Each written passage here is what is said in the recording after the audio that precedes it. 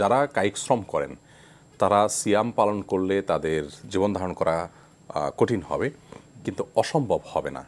আল্লাহ রাব্বুল আলামিন গরিব মানুষকে অনেক ফজিলতের কথা বলেছেন, তাদের কষ্টের কারণে তারা জান্নাতে আগে যাবে, অনেক বিষয় আছে। তো তার জন্য তাদেরকে তো কিছু স্যাক্রিফাইস করতেই হবে।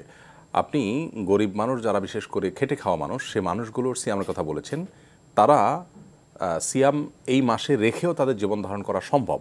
একটু কষ্টকর, সম্ভব। সেটা করোনাকালীন সময় কিন্তু আমাদের কাছে প্রতিবাদ হয়ে গেছে। ধরুন একজন রিক্সা চালক, তিনি রিক্সা চালনা বন্ধ রেখেছেন মাসকে মাস, তিনি চলেছেন, কষ্ট হয়েছে, কিন্তু সিয়াম পালন করলে তো এরকম করতে হবে না যে দিন রাত আপনি চালাতে পারবেন। আপনি সন্ধ্যার পরে চালাতে পারছেন, 2-4 ঘন্টা চালাতে পারছেন, হয়তো একটু টানাটানি করে চলতে হবে, একটু কষ্ট করে চলতে হবে। আপনি যদি 11 মাস প্রস্তুতি নেন যে একটা মাস আমি ডিউটি হাফ টাইম করবো না, একটু প্রেশার কম নেব, তাহলে সেটা কিন্তু মোটেও অসম্ভব না, এমনকি খুব বেশি কঠিনও কিন্তু নয়। দর্শক আসসালামু আলাইকুম ওয়া রাহমাতুল্লাহ, যিনি আছেন পরিচয় দিয়ে প্রশ্ন করুন। আসসালামু আলাইকুম, আমি মোহাম্মদ খুরশিদ আলম, মোহাম্মদপুর, ঢাকা থেকে বলছিলাম। আমার দুটো প্রশ্ন, যেটা হচ্ছে যে রমজান মাসে আসলে আমরা রোজা রাখি, কিন্তু যারা বিশেষ করে কায়িক শ্রম করে, লেবার, দিনমজুর, রিক্সা চালক, তাদের রোজা রাখতে কষ্ট হয়। আবার যদি রোজা না রাখে তাদের দৈনিক যে প্রাত্যহিক যে খাবার জোগাড়ের সেটা সমস্যা হয়।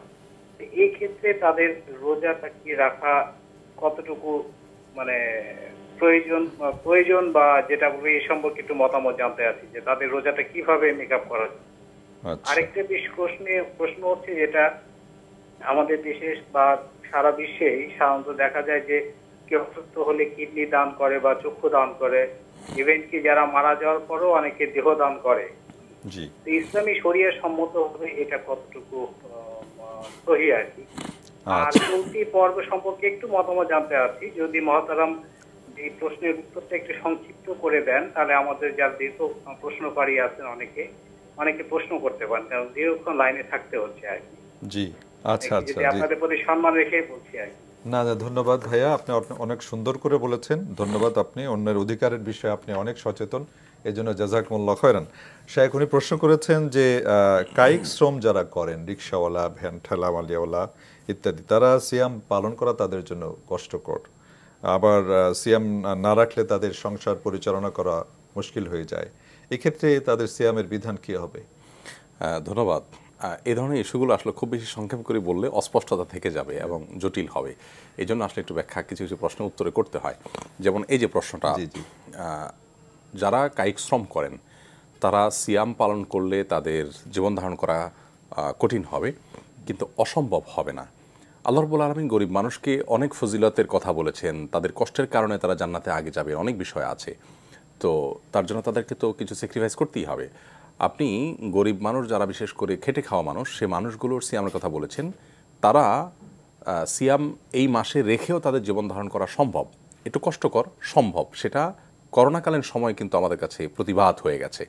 ধরুন একজন রিক্সা চালক, তিনি রিক্সা চালনা বন্ধ রেখেছেন মাসকে মাস, তিনি চলেছেন, কষ্ট হয়েছে, কিন্তু সিয়াম পালন করলে তো এরকম করতে হবে না যে দিন রাত আপনি চালাতে পারবেন। আপনি সন্ধ্যার পরে চালাতে পারছেন, 2-4 ঘন্টা চালাতে পারছেন, হয়তো একটু টানাটানি করে চলতে হবে, একটু কষ্ট করে চলতে হবে।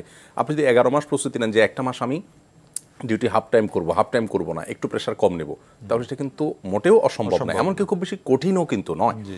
আর এখানে সামাজিক কালচারের একটা ব্যাপার আছে। আরবিয়ান কান্ট্রিগুলোতে আমি দেখেছি, সেখানে তারা রমাদান মাসে কায়িক শ্রম যারা করেন, বিশেষ করে নির্মাণ শ্রমিক যারা আছেন, তারা প্রায় সকলে, সৌদি আরবের গোটা দেশে, এইটা অন্যান্য দেশেও আছে মিডল ইস্টে, যে তারা গোটা দেশে রমাদান মাস এলে ডিউটির সিস্টেমটা চেঞ্জ হয়ে যায়। সকাল থেকে বিকাল পর্যন্ত যারা ডিউটি করতো, তারা সন্ধ্যার পর থেকে নিয়ে সাহারির আগ পর্যন্ত ডিউটি করেন, রাতভর দিনের মতো ডিউটি করতে থাকেন, লাইট থাকে পর্যাপ্ত, এবং দিনভর তারা রেস্ট করে থাকেন। এটি একটা সামাজিক ব্যাপার, যে সমাজ যখন সিয়ামের গুরুত্ব বুঝবে তখন সেটা সেরকম পরিবেশ তৈরি করে দিবে। বিধায় এটা কিছুটা কঠিন হতে পারে, অসম্ভব নয়। আর যদি একটু পরিকল্পনা করা যায় যে মাসে 1 মাস, বছরে একটা মাস আমি ডিউটি যদি না করি, মানুষ মরে যাবে না। আর যদি আমি একটু হাফ করি, ডিউটি একটু সংক্ষেপ করি, তাও মানুষের খুব বেশি কষ্ট হবে তা নয়, যে বিশেষ করে আগে থেকে পরিকল্পনা থাকলে। বিধায় সিয়াম পালন করতেই হবে, এই অজুহাতে সিয়াম না রাখার সুযোগ না। হ্যাঁ, কেউ ডিউটি করতে গিয়ে এমন একটা পরিস্থিতির মধ্যে পড়ে গেছেন যে তার জীবন হুমকির মধ্যে পড়ে গেছে, তখন তিনি সিয়াম ভাঙতে পারেন, সেটা ভিন্ন কথা। জি জি, এই জন্য একটা বাকি 11 মাস একটা প্ল্যান থাকতে হবে, যে আমি কিছু জমিয়ে রাখি, ওই সময় আমি ডিউটি কম করব। জি, চমৎকার বলেছেন আপনি। উনি আরেকটি প্রশ্ন করেছেন, কিডনি, চোখ বা দেহ দান করা, এই বিষয়টা যদি বলেন একটু।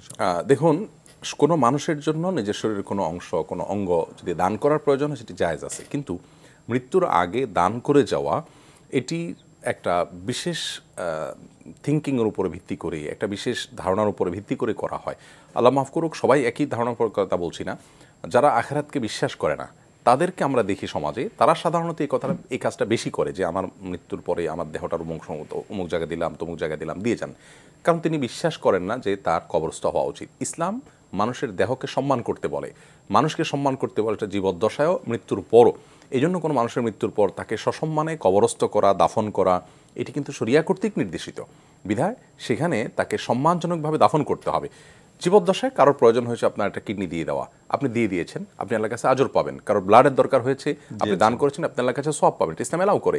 কিন্তু প্রয়োজন এই মুহূর্তে হোক বা না হোক, আমি দিয়ে গেলাম, এরকম মুখাস্ত দানটা যদি হয় আখিরাতের প্রতি অবিশ্বাসের কারণে, তাহলে এটা কুফরি।